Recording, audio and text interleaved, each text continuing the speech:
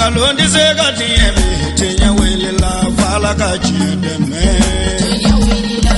galondi segati ebe tenya wele la fala ka chideme. Tenya wele la galondi segati ebe tenya wele la fala ka chideme. Tenya wele la namara shikolo mawe tenya wele la fala ka chideme.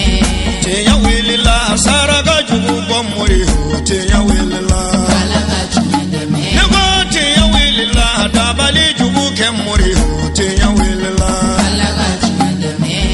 بسم الله وبه نستعين والصلاة والسلام على سيدنا محمد وعلى آله ومن تبعهم بإحسان إلى يوم الدين وبعد السلام عليكم ورحمة الله تعالى وبركاته بلمو أمجك على تنك على بركة أم بسلدن فولا صنهر مكانوي على كراي أنا سمغو أني ماو ما دي يوتو نيونيا فوكتا جودون سي على كانين أو بلا جيليني أو جمكولو سنو مينفي بواجلو كنكونو أم بي غنكاو فينو أنغا كرامغو بامين بينو نوي الشيخ أبو بكر تراوري ni bela jelen ko amako sufi ba ladadu sango san ka benini wati nye Sheikh Tijani radiyallahu anhu aleka bangeli sanyelema baraw alebo nyenemaya ka keni nyinantaye abara bela jelen kera ka ben octobre kalon tile tani kononto ma san bafla ani tani kononto o min bena safar kalon tile mugama ka la dunia ka fo kenen konnana mogo bora fan bela jelen fe kana wele kan jabi abara kun folo damnena ni an karamogo الشيخ أبو بكر كمرة عليك لسليه من سرولولا أنجا جكا نيما دوفي أنسيرا هيرلا يا ربي على ما وليلا هيرلا تمانيني لهم كفي ستيجي ألاف كبو الشيطان تورما وكرا واجبي أنكم أنا أنسيزيرون كو نسيتيجي على توغي مسامي أدمني على دبنا اللبا أما تنوكا بركادا kasolike akanumba kani ode zamzami alakira Muhammad sallallahu alaihi wasallam alay chemi chikana rahmatan lil alamin kake hinai je bela jede ami soli chaya kam inafo alaya nyini anfe chugomi ale alaka soli kofe akammeleka ko soli kofe nambolay ambi aljinedin jamafu ambi sufi jamafu ambi ala kiraka jamafu ambi sekjana ka jamafu nislamata foli anga sheku togala shek sufi baba trawele kene anya fami sikaka sufi baba ka kenete kala ndonga kenete au kanu magaw ala kiraka kanu maw setiyani kanumbaw awdika kenaflene awkoro mami yalla be Sheikh Sufi Abubakar Baba Traoré anaka kalandiu wala ni ansigira ni kenak ami fuli ke Sheikh Bay halibi kene ayasi nganyami kama alaka naleme kene alaka ke sawiye ka jamanai kun korota kaslamiya deme ka tijaniya ka deme kenen sigi kuyelindi ambada islamu o kuma ni kenen anya fami sigaka niye a 20e edition ni ka shawwa tani ka maudu ka asigi sufi baba fe anaka kalando niye ashe muganai ame gona bi ame gona kabe samedi ma aujourd'hui le 19 l'an 2019 ame gona yampi kabe sofar kalo ni oye domba makono kabe okle mukama ala ka hijra ala kira ka hijra sam bakele san kemenani san pinani ani san kele ambe olabi donc ni ansira ni keneka arabu ko li kulli makanin maqal wa li kulli saqit laqit kenebe anakumadu konongise be bu tomba bi sorala ni ko shaktiyan ka kene iko sufiya kene ni ko shaktiyan ka kene iko walijuya kɛnɛ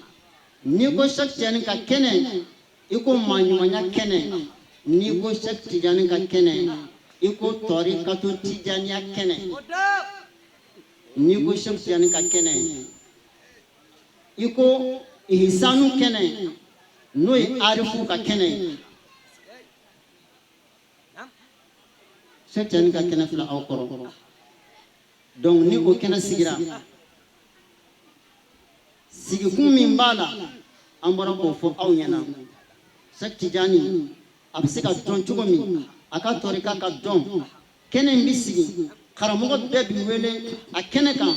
an ka se ka ɲɔgɔn dɔn silamɛya kana kɛ da ye an ka gɛrɛ ɲɔgɔn na an ka ɲɔgɔn minɛ an k'an tɛgɛ di ɲɔgɔn ma an ka don da kelen fɛ an ka bɔ da kelen fɛ hami min bɛ Cheikh Sufi Baba la diɲɛ kɔnɔ nin de don kɛnɛ in tɛ sigi wari kama a tɛ sigi tɔgɔ kama a tɛ sigi foyi kama Ala kanu kira kanu Cheikh Tijani kanu an b'an ta si bila nin fɔra kɛnɛ kan yan ma kana lillah dama wa tasola kuma dɔ la ko ten an ye nin fɔ kɛnɛ kan depuis bi cɛ n'a y'a sɔrɔ Seku in bɛ ka fɛn in kɛ Ala kama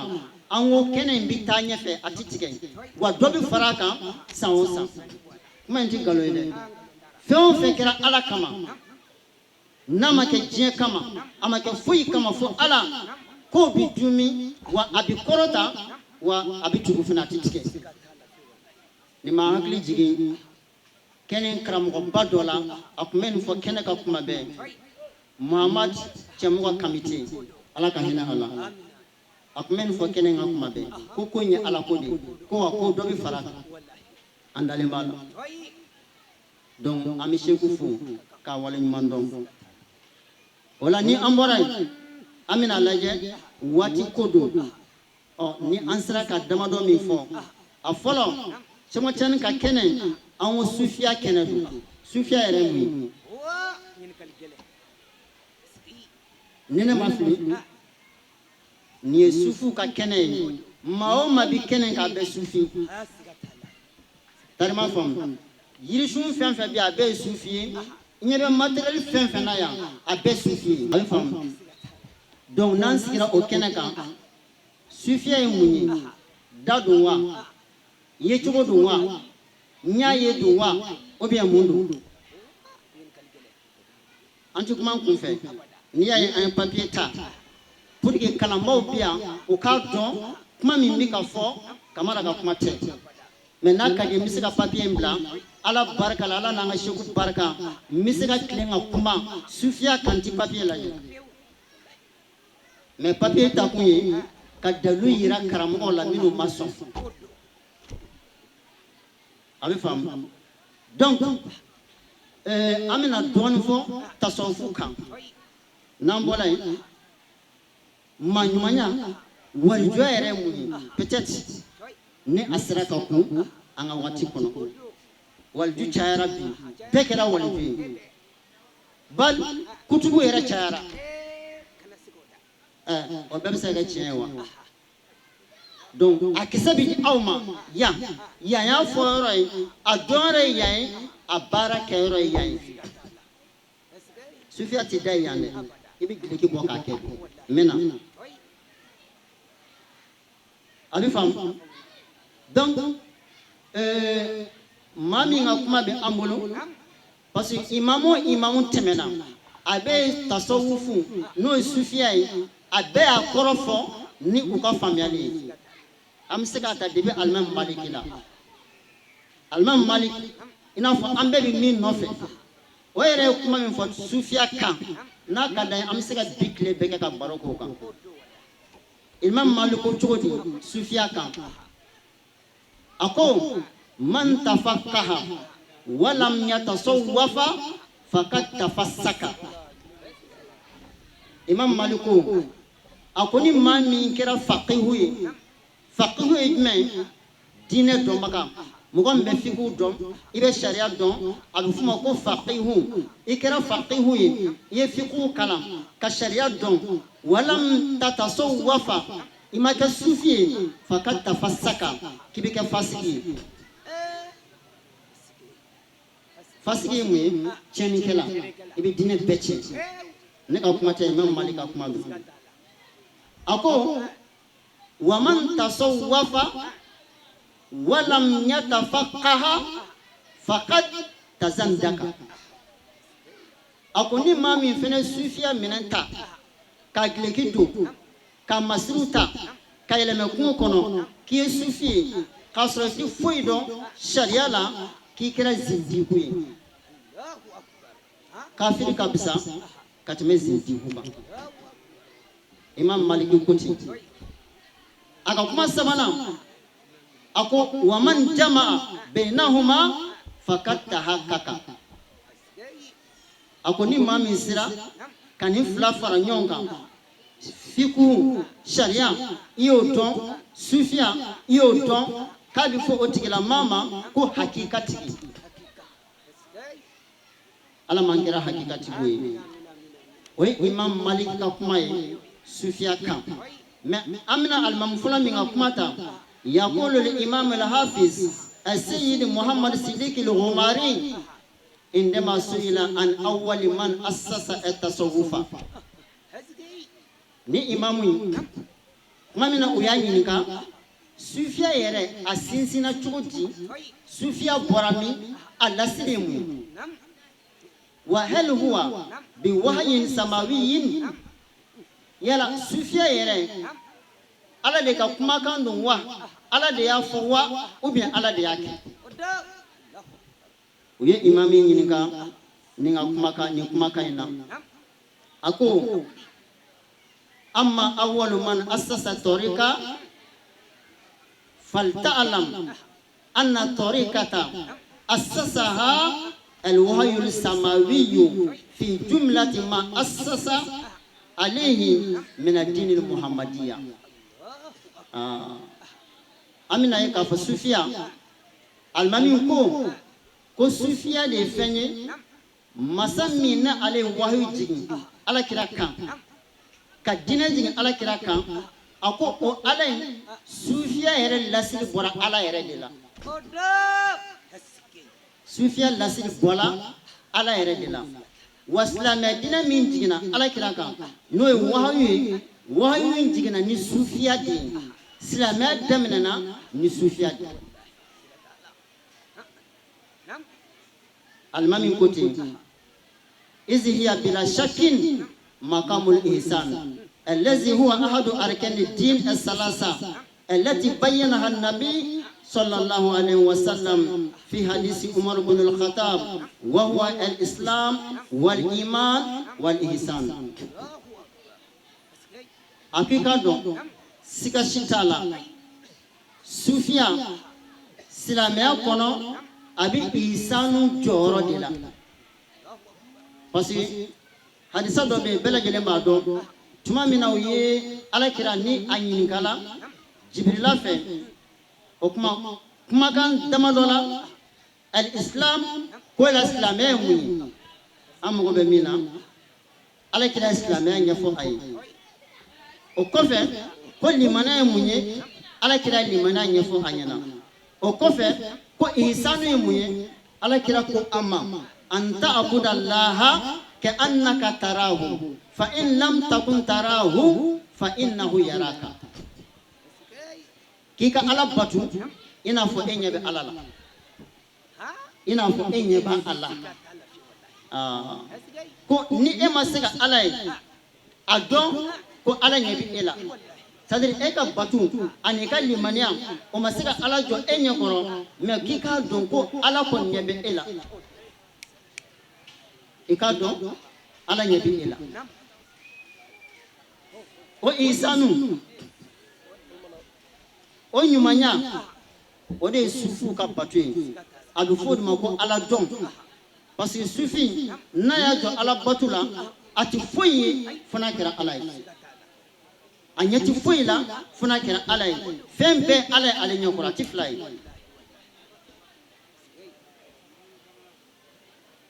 o kofé anga imam warabe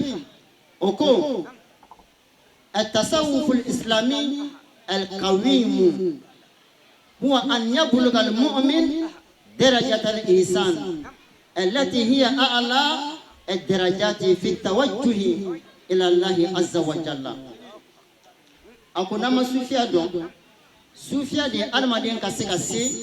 إحسان جورولا إحسان تجريلا إحسان يومي إحسان ميني على الدرجة جورو من كرة تلمبه كتمة جورو بكا نيشيما كتا على يرما نيشيما كتا علما والتي يشير إليها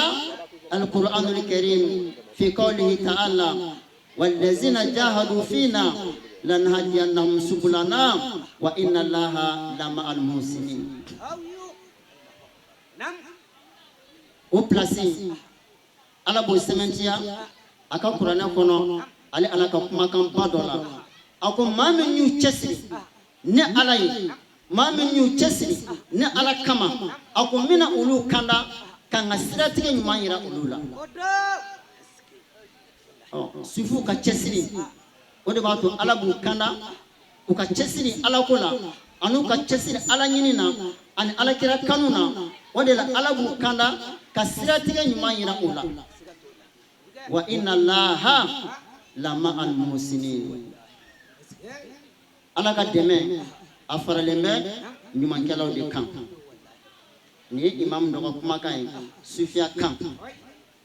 anga imam warabe oko inna tasawufa anya sufia mina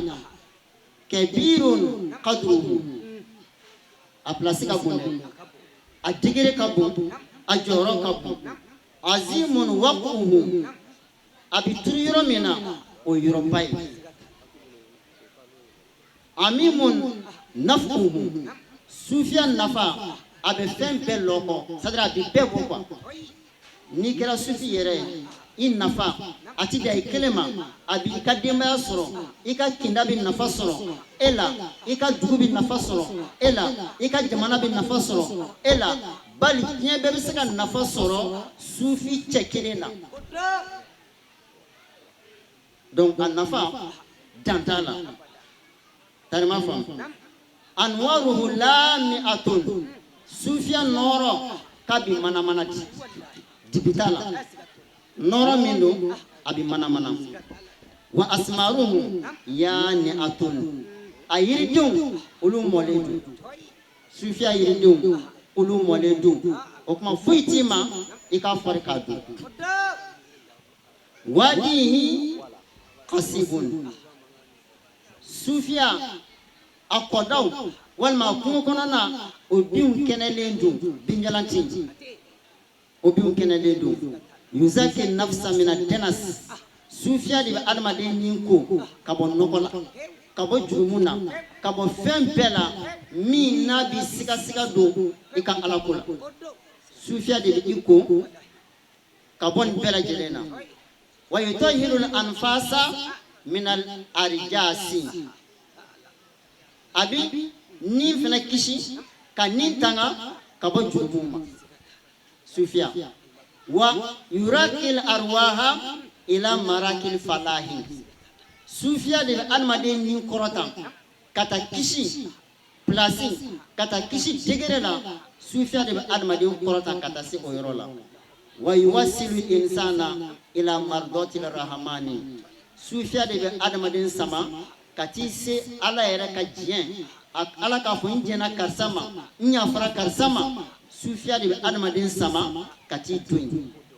wa huwa ila janibi zalika hiya rukunun min arkanin din wa kana siga ni jose meslame dinɛ na ni jose b'a la sufiya ye silamɛya jose belebeleba dɔ ye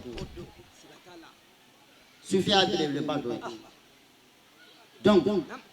kuma jaga fɔ ye mun ye n'a bɛ f'o ma ko kulasatu taslimul umur kulliha lillah o de ye ka fɛn bɛɛ to ala bolo ka fɛn bɛɛ di ala ma sufi ka fɛn bɛɛ di bɛ ala ma a ka fɛn bɛɛ to bɛ ala bolo n'a ye min sɔrɔ o ye ala ta ye n'a ma min sɔrɔ a bɛ ala tanu a yɛrɛ ye ala ta ye a bolofɛn bɛɛ a ka mara bɛɛ a bɛɛ ye ala ta ye a bɛ faamu a bɛ faamu wal iltija fi kulli shu'un ila Allah. Sufi ale ka mako bɛɛ a ka ko bɛɛ a sɛmɛnen bɛ Ala la a b'a bɛɛ sɛmɛ ka taa bɛɛ lajɛlen di Alahu Taala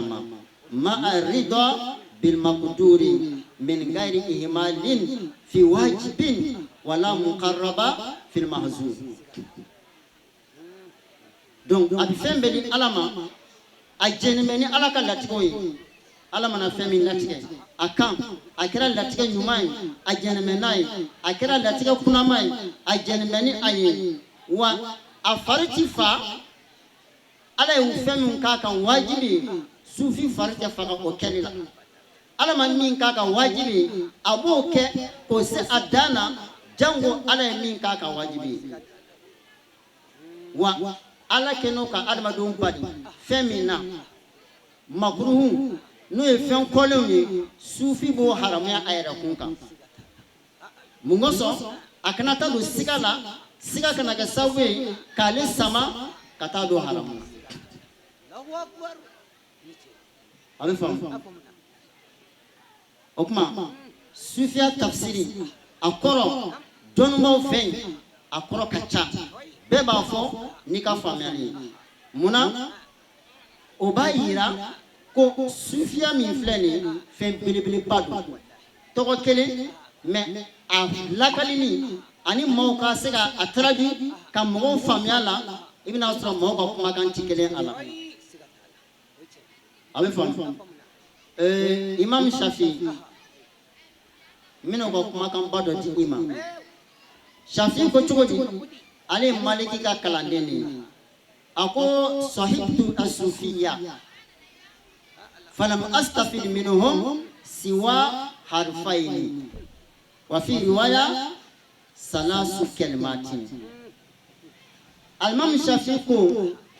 a ko ale jɛra sufiw fɛ a tugura sufiw kɔ a yɛrɛ ye sufi ye dɛ mais a ko ale tugura sufiw kɔ a jɛra sufiw fɛ a ko ale ma foyi sɔrɔ u ka kumakan na ko ale ye kumakan fila de sɔrɔ sufiw ka kuma bɛɛ la min y'ale nafa. Dɔw ko kumakan saba a ko mais o kumakan saba ye wa huwa fawatihu kullu khairin ko hɛrɛ bɛɛ lajɛlen lakile don. A kumakan saba bi diɲɛ hɛrɛ bɛɛ di ma a bɛ lahara hɛrɛ bɛɛ di ma sufiw ka kumakan na. I tulo ma da i k'o kuma ninnu lamɛn. A fɔlɔ ko sufiw ko al-waqtu sayfun al-waqtu sayfun in lam taqtahu qata'aka. Ko sufiw ko waati le temps c'est comme un épée ko waati yɛrɛ ye nbamuru di n'i ma tigɛ a b'i tigɛ. Nin ye kumaba ye dɛ an ka seko de la k'a fɔ an ɲɛna e maa min bɛ si ka Ala deli ka Ala batu ko ni su kelen kɛra i si kɔnɔ i ye miniti 5 sunɔgɔ ko fo k'i sa hali ni i si bɛ kɛ si ɲɛna na i tɛ se ka o miniti 5 rattraper. Yɔrɔ nin ye kumaba de ye miniti 5 dɔrɔn o taara ka e to Ala batu la e si kɔnɔ o tɛ sɔrɔ tuguni. O kuma nin b'a yira sufiw ko i ka waati bɛɛ kɛ Ala batu la kana sɔn abada miniti 1 ka tɛmɛ e kan i ka ɲɛnamaya kɔnɔ k'a sɔrɔ i tɛ ka o kɛ Ala ko la. Kuma in kɔrɔ de filɛ nin ye a bɛ faamu kana sɔn miniti 1 k'i kɛ anw bɛ si ka sunɔgɔ an bɛ si ka sunɔgɔ ka tila k'an disi gosi n'an ye sufi Ala ka hakili ɲuman di an ma. O ye a fɔlɔ ye. A filanan ko sufiw ko nafsuka in lam tushaghilaha bil haqqi shaqalatika bil batil. Adamaden ni min ni sugola ka i ni occupé kuma bɛɛ i ni ka occupé fɛn dɔ la min ye tiɲɛ baara ye kuma bɛɛ e ni ka bila tiɲɛ baara la. Tan kana k'i ni bolo o kuma ni kana lafiya a ye o ye a bɛ Ala ko baara la a ko ni min ni bila o la ni i ni ye k'a to yen a ko ni b'i bila batara ko la a b'i bila manamana ko la o kuma yana ka ko ema ki ka ko yani ninga ko ema kibla mana kula kibla batra kula kana ninto aka lafiya de kuma be dunin do da kuma be abla fendo la o ka ke ala ko yi o kuma no kera atna sika e bo o ala ko la ka bibla mana kula Yesu ka kuma do yi Imam Shafi ko ale ni soro sufu ka kuma la tarima fa asabana ko sufu ko el adamu ismatun ni fenti bulu ikishira ni ya mebi mina ko kan sama jaga mo abe bulu wa e maru ko rabi jaga mo wa ati tarima fa o ikishira sabu fendo be antanya almade kitsiga fendi minti bulu o kuma nati bulu la fiala o kuma Imam Shafi ale ko sufu ka kuma la ale ni kuma nafaman belebele ba saba ale ko sɔrɔ sufu ka kuma na tarima fa ami min ka dafa kitabu kuma la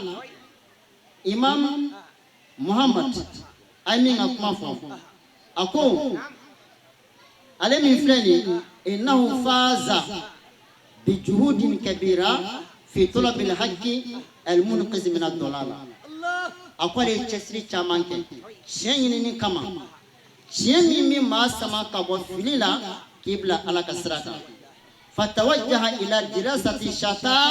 al-ulum al-mawjuda inda al-jama'ati fawqa al-ard akwai doni chaman chukuba nahu doni fiqhu doni sorfu doni balaga doni arsala doni ako ale philosophie doni ale o chukuba kasa domba uma ka benyini ka beton falam ajlil hakka allazi uridu ako men be ko fe ale mo bi tiemina kale mo tieso ko o kofe suma tawajjaha ila tasawuf nimbe kofe akoni nyeshi sufia mogoma wa aqbala bihimatihi alqawiyya ala sawmi mina sufia de fo enyana nin kala nimbe kofe ni nyeni nimbe kofe ako ayayi nyeshi sufia mogoma o kuma nyeshilen ko uma ay baraj men damine ako ay somu shun akala odi damine mina sufia pratique mino defu anyana ako ay shun damine shun e kalte demando sufia kono bara bi shun nye bi shun ne bi shun klo bi shun ale fam ibi nye ne ani nye ani klo ka shun me karamgo da ni sungolo jora tarima fa me sifu karamgo ba fo ba kala newni ay ne ka shun akono bara ka shun ay nyaw ka shun san wati pe ale fam kono bara ka shun o kora tien duminu ko tuma do la hal na sebi ale fam bobo shumbe jian kuma anga shegu yamla ola kacha klebe idan kuma kan saba idan woni iti kuma tukuni jew antrenena ola tanema fam jew antrenena ola sufi baba fe kle saba el somu el mutawassit seratu ko raba ko angana ke ka suntu nyogona kle saba ichi duminin kay cheminu sigile fla be yake Allahu akbar sigatala alfam ala kira yake sigate ola okuma ikono bara inye ida iklo apeka shun kabo haramuma ako ale shun damine ni o somi wasahari be saharu do vey shinyena ko yo damine ja sufiati soro ni make shinyena ke bagay man talabal ula sahira layali kuma dɔnna o ko ten ko ni maa min bɛ jɔyɔrɔ ɲini daraja bɛ Ala bolo jɔyɔrɔ bɛ Ala bolo ko ni mako bɛ o la o tɛ sɔrɔ tile fɛ ko f'i ka si ɲɛ na o kuma a ko ale ye si ɲɛna fɛnɛ ta a bɛ si a ɲɛ na don o don wal azla ye mun ye k'i mabɔ mɔgɔw la n'a bɛ f'o ma ko kaliwa kuma dɔw la ka diɲɛ kɔ ka diɲɛ denbaya kɔ ka diɲɛ musow kɔ ka i yɛrɛ datugu so kɔnɔ i ni Ala ka kuma ka ɲini Ala fɛ walima ka yɛlɛmɛ kungo kɔnɔ kuluwo la i ni Ala ka kuma walima ka yɛlɛmɛ kaburu dɔw la su cɛra i ka Ala ɲini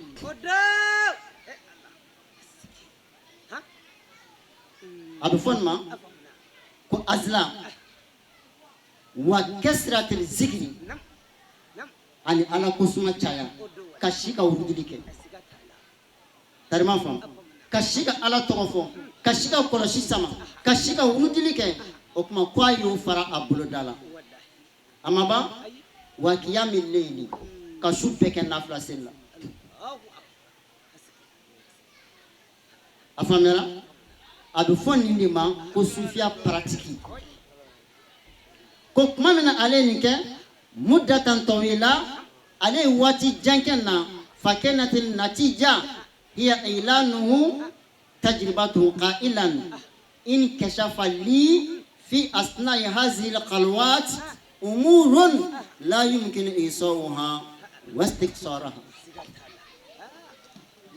ako ale kelen kan kɛ ka waati jan kɛ ala ko kashfu kɛra ale kashfu ye mun ye yini Ala ka kabako ka olu ye i ɲɛna ka yira i la dusukun na k'a sɔrɔ maaw m'a dɔn ka ko natɔla ye Ala b'a yira i la k'a sɔrɔ maaw m'a dɔn min bɛ kɛ sini Ala b'a yira e la k'a sɔrɔ maaw m'a dɔn a ko ale kelen ka sufiya minɛn ta ka nin baara kɛ ko Ala ye nin kɛ ale o de tun y'ale ka laɲini ye mais a ma sɔrɔ fiyewu kalanjɛ la fo tuma min na a donna sufiya kɔnɔ ka se ka sufiya baara kɛ o kuma a bɛ fɔ ninnu de ma ko Ala ka cɛbaw Ala ka walijuw donc o de la u b'a lakali Ibn Mas'ud b'a lakali a ko ale Ibn Mas'ud a ko inna lillahi fil ardi salasu mi'a Ala ka waliju min fɛ k'a fɔ e ɲɛna waliju ma ban Ala ka dugumakolo kan ni waliju banna don min Ala bɛ dugumakolo wuli ka bɔ yen Ala bɛ ka balaw wuli ka bɔ an ka jamana kan ayiwa Ala jɔn minnu bɛ dugumakolo kan ani minnu b'a kɔnɔ olu kosɔn a ko lillahi fil ardi salasu mi'a qulubuhum ala qalbi adam a ko waliju cɛ 300 o bɛ Ala bolo dugukolo kan o maa 300 waliju la olu dusukun bɛ n'a fɔ an fa Adama dusukun wallahu arba'una waliju 40 b'a bolo qulubuhum ala qalbi Musa olu dusukun ni Musa ta ye kelen wallahu sab'atun waliju cɛ 7 bɛ yen qulubuhum ala qalbi Ibrahima olu ta bɛ Ibrahima ta kan wallahu khamsatun 5 bɛ yen qulubuhum ala qalbi Jibrila wallahu salasa qulubuhum ala qalbi Mika'ila wallahu wahidun qalbuhu ala qalbi Israfila o kuma a ko kelen bɛ nin bɛɛ la k'o dusukun ye Israfila ta ye a bɛ fɔ o de ma ko kutubu Ala ka hakili ɲuman di an ma o tɛmɛnen kɔfɛ an ka shirifukɛ n'o ye a Sheikh Muhammad Mubarak Haidara ale bɛ sɔrɔ ka kumaw ta a ye laseli min kɛ an ka jɛ k'a ɲɛmadaw fɛ Ala teridu Ala ka walijudu Ala ka Ala jɔnya a ka Ala teriya jɛɲɔgɔn minnu b'a la kalanden minnu b'a la olu b'o seereya Sheikh Baba Tarawele yɛrɛ jɔn ye Ala ka cɛba don cɛniya cɛba don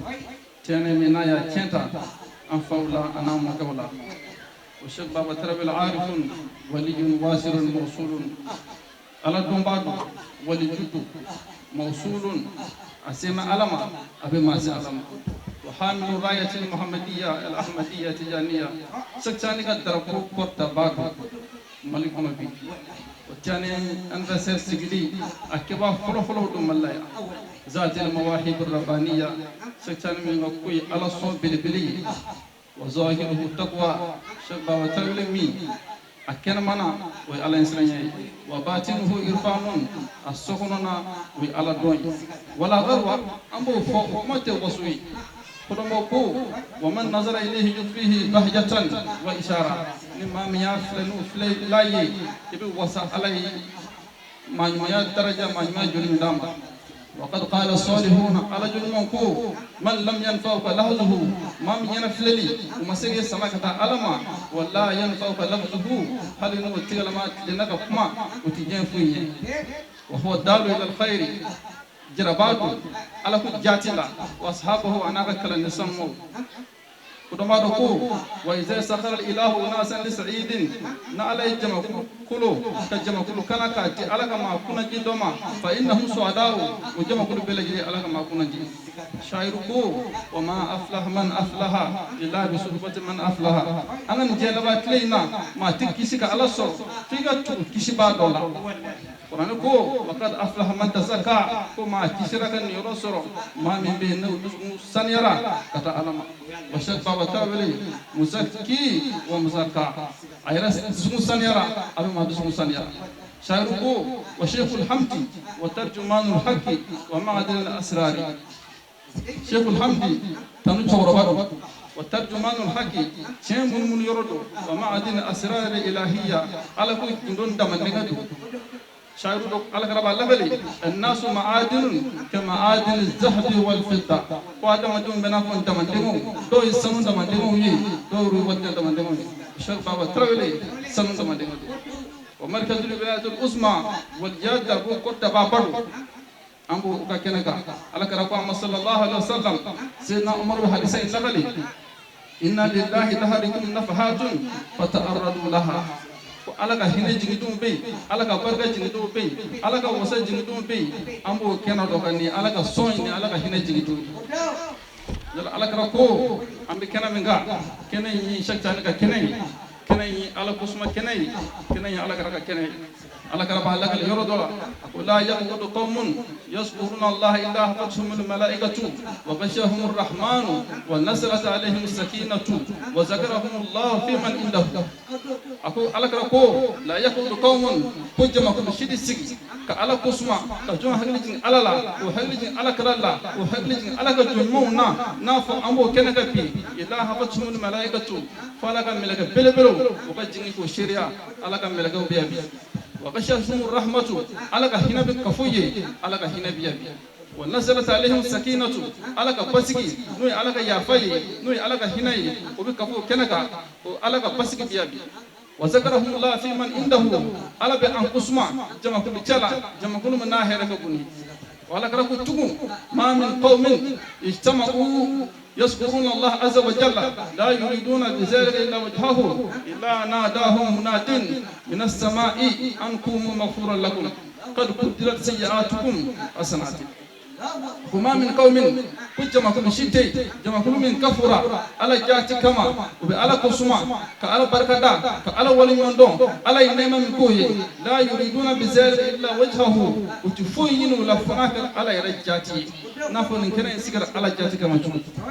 إلا ناداهم منادين فوبلد باكتا وبلد من السماء على كسمولولا أن قوموا مغفورا لكم أي بلك بنين كنيدا قد بدل سيئاتهم حسنات أكجما بلجل فرنك كجما أي على كهنا بيا على كرب الله لتقوم إن لله سيارة من الملائكة يطلبون هلك الذكر فإذا أتوا عليهم خفوا بهم على كلام الله صلى الله عليه وسلم على كو إن لله سيارة من الملائكة كم ملائكة تمدي دو بي وبيلك على كسمة يرو يني دو ناس على كسمة يرو لا أفوهم بهم وبو على كسمة يرو كفوي نو كفر على كسمة كنكا كسر جون بي كم مفو وبيك على دلي وبيك على يافنيني وبيك على كفر دلي ملكا نون بافو أكو أنا جمعكو أتينا على عباد من عبادك أنا نسألك جندو ما نافع بكنك بجومي يعزمون علاك على تبوكو قطع ويسألون لآخرتهم ودنياهم وكجين الله ربوهنا على فيه فيقول الله تبارك وتعالى على بافو يرى الله على بافو يرى الله كم لكن نونو غشوهم رحمتي يكجم كل نونو بلج إليك كفنن على كهيني وهم الجل ساو كويس نيوندو لا يشكى بهم جليسهم هل تمزين ما يا وبكيش وبالكنا صار بهنا بلج إليك وعلى كرب الله كل يرى دولا على كرب صلى الله عليه وسلم أقول بافاي واصبر نفسك مع الذين يدعون ربهم بالغداة والعشي يريدون وجهه واصبر نفسك أقول سيدنا محمد إك السبلي كفو ما من بينو على ويلي يدعون ربهم بالغداة على ويل السقما والعشي على ويل الله دوفه كدشولا يريدون وجهه على يرجعتي ليني وجمع كل نونو على كرا كفو ما نيو جمع كل راي ولا كرا بالك صلى الله عليه وسلم على كرا جمع كله على كرا بالك القرآن كما أكو يا أيها الذين آمنوا ما من بي نو لمن يرى كذا على الله لمن يكفي على دنا يكفي كأول ماك سيجعل لهم الرحمن ودا قال بنا كانوا بلا أولون يوم جاء ولو بقول كانوا سكر كانوا من على جاتكم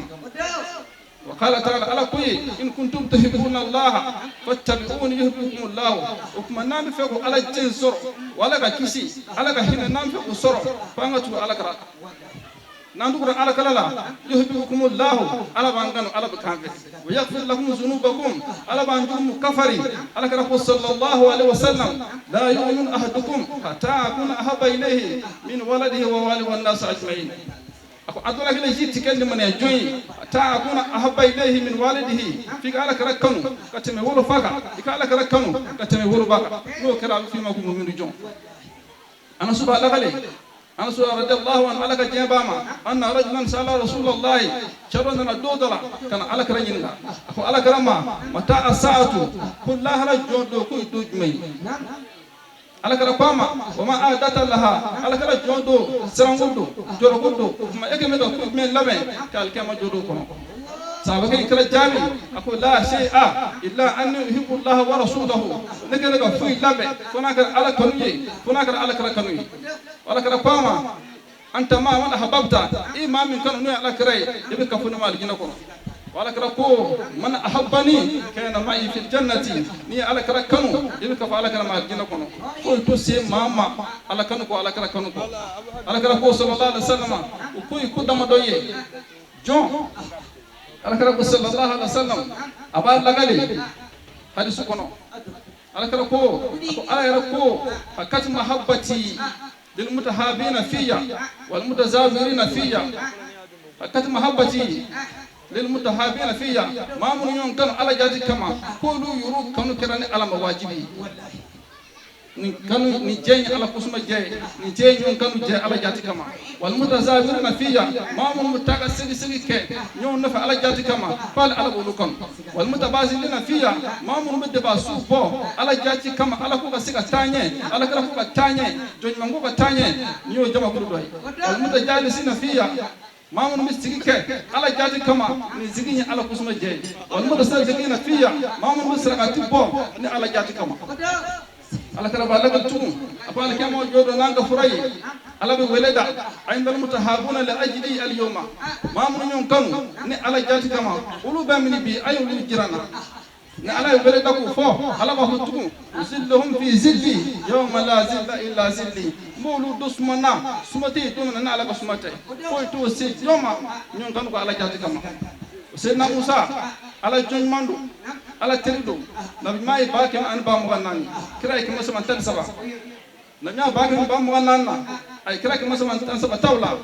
كرايك مسمى تنسبة كم غن دور تولا وكبسة توي كم غن دور لا أي دور سكان دولا وكبسة توي ودور لا سيدنا موسى بولا أفوق روما كقول الأسمي تكني كراو على موسى ما دولا يا موسى أي عمل عملت لي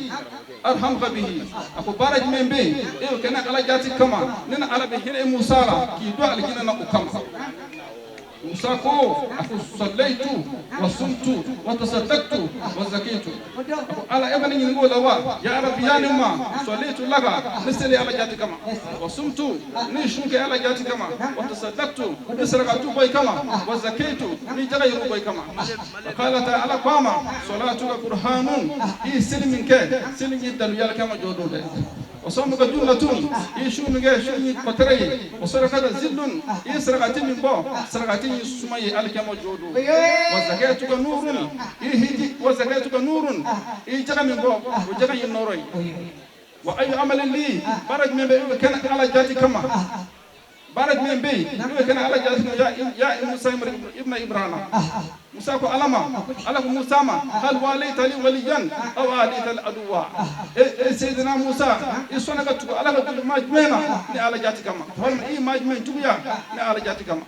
موسى كو يرولا قال يا دون أن أفضل الأعمال الحب في الله والبغض في الله قال يا دون يروب بلا جليلا كفو بار الله حرما بار الله نفما كم يوم على جاتي كما أمبو كنكا أمي بلا جلي فو بلا جلي بركاتا أنا شاف فو كاكا سدو فو كالندي بلا جلي فو ماما نانا يا بنا على جاتي كما أمبا بفو كاكا بركاتا أنا استفدو فو إشار سير عثمان مدان حيدرا ما فو كاكا بركاتا كابرين والسلام عليكم. bara nunun kuncene an y'an ka ɲiningali galamani sama an karamɔgɔ bala n'o ye a sheikh imam male jara ka bɔ ɲamakarokaw fɛ yen nɔ a ye nisɔndiya foli min kɛ an ka jɛ k'a ɲɛmadaw fɛ. alhamdulillah rabbil alamin jalo an bɛ fɔlɔ ka ala fo ka ala tanu ka ala waleɲuman dɔn fɛn min y'an se yan o de ye maa ɲuman ko ye ni maa ko tɛ ala ko tɛ yen o maa ko o de y'an se yan maa ɲuman fɔlɔ-fɔlɔ sheikh sufi baba ale ka sababuya de ye an se yan a y'a gulo cɛba min kama na sheikh ibrahima ɲasi sheikh ibrahima ɲasi y'a gulo cɛba min kamankun na maulana abil abbas ahmad tijani o sheikh tijani o ka bangini o ɲɛnajɛ ɲagaɲagari o de ye an se nin kɛnɛ kan a ye wele da zawiyaw la ka wele da kalifaw mukadamu sheikhu ko an kana kana fara kan ni ka jɛ ka ala fo ka ala waleɲuman dɔn sheikh tijani sɔrɔli la n'i y'a mɛn sufi baba a tijani naman de don dɛ n'i y'a mɛn sheikhna ahmada hamaula a tijani naman de don dɛ n'i y'a mɛn alaji shemaru futi a tijani naman de don dɛ ɲɛrɔ karamɔgɔ a tijani naman de don dɛ a ko o kuma ko an kana kana ala fo la ni ka ala waleɲuman dɔn o la allahu ta'ala min ko la in shakartum la azidannakum wala in kafartum in azabi la shadid ko n'an y'ale ala ta'ala fo k'a waleɲuman dɔn wallahi ko ale ala ta'ala n'an jidi a kɛ hɛrɛw la wala kɔlɔsi min bɛ an bolo n'anw y'a ye k'a fɔ o de ye sheikh tijani ye lazum min b'an bolo wajifa min b'an bolo n'anw y'a ye k'o de ye sheikh tijani ye wallahi an b'a ye a ka nin baara in nafaba de b'a la a ye nin kɛnɛ min sigi o la an nana ka na fara k'aw la ni ka ala fo ka ala waleɲuman dɔn jalo o de y'an damakun ye i n'a fɔ an fa n'an karamɔgɔ sheikh sherif usman madani haidara a fana ka laɲini nin cogo min na a mɛnna ale bɛ nin wele ka k'a da sheikh a ye bɔ zawiyaw kɔnɔ a ye bɔ misiriw kɔnɔ a ka fara ɲɔgɔn kan an k'an tɛgɛ di ɲɔgɔn ma an kɛ ka kulu ye kɔnɔkulu jɛlen de bɛ bi fɔ o kuma o de ye an kɛ fɛn bɛɛ bila bi ni kana fara kan an b'a ɲini ala fɛ rabi san caman da bɛ ala bolo yarabi ala k'o jira an na dugaw mun bɛna kɛ yan sufidenw ni sheikow ni mukadamu ni kalifaw fɛ an b'a ɲini ala ta'ala fɛ rabi k'o ka sababu ye hakilisigi ni basigi ni ɲɛmajɔ k'o sabati an ka jamana kɔnɔ an b'o ɲini ala ta'ala fɛ rabi ala m'o kala fatuli minnu kɛla an ka jamana kɔnɔ nin waati in na kɔrɔ ni tilebi nin kɛnɛ in kan an ti ɲinɛ ka dugawu kɛ a ye an b'a ɲini ala ta'ala fɛ minnu fatula yarabi ala ka hinɛw la ala k'u dawuraw suma jamana ala k'a basigi bido la hɔrɔma kama kɛnɛ in bonya kama sɔli ala rasul baara in nana kuncɛ ni an ka sheikhuba ale ka kumakanw ye n'o ye an karamɔgɔ a sheikh abubakar tarawele ni bɛɛ lajɛlen ko a ma ko sufi ba ale min ye nin kɛnɛ in sababuya ye a ye laseli min kɛ an ka jɛ ka ɲɛmadaw fɛ. alhamdulillah rabbil alamin ala k'an sababu ala k'an sago d'a ma ala k'an jiri ala k'an taɲɛ k'an ka jamana in taɲɛ hakilila min ye n bila nin na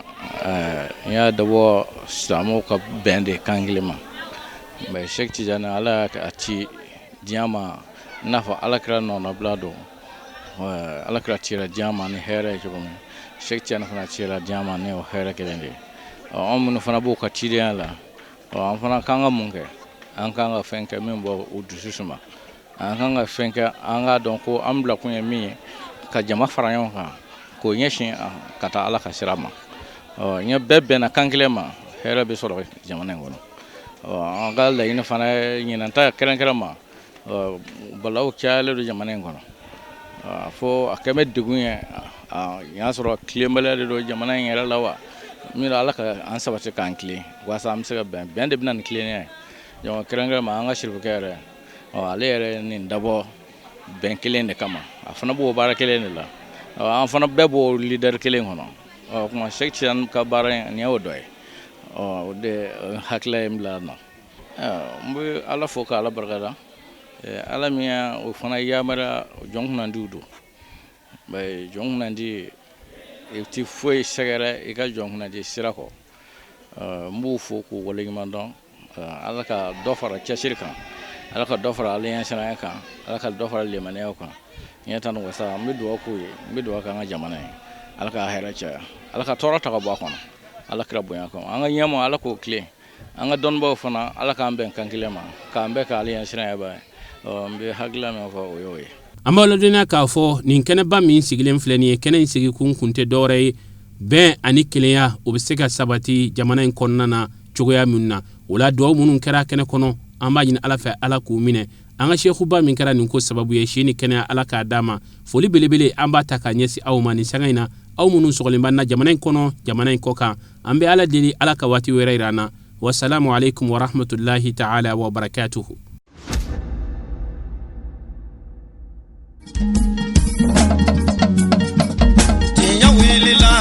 Londi sega tieme tenya welela fala ka chideme tenya welela alonde sega tenya welela galondi sega tieme tenya welela fala ka chideme tenya welela na marashi kolomba tenya welela fala ka chideme tenya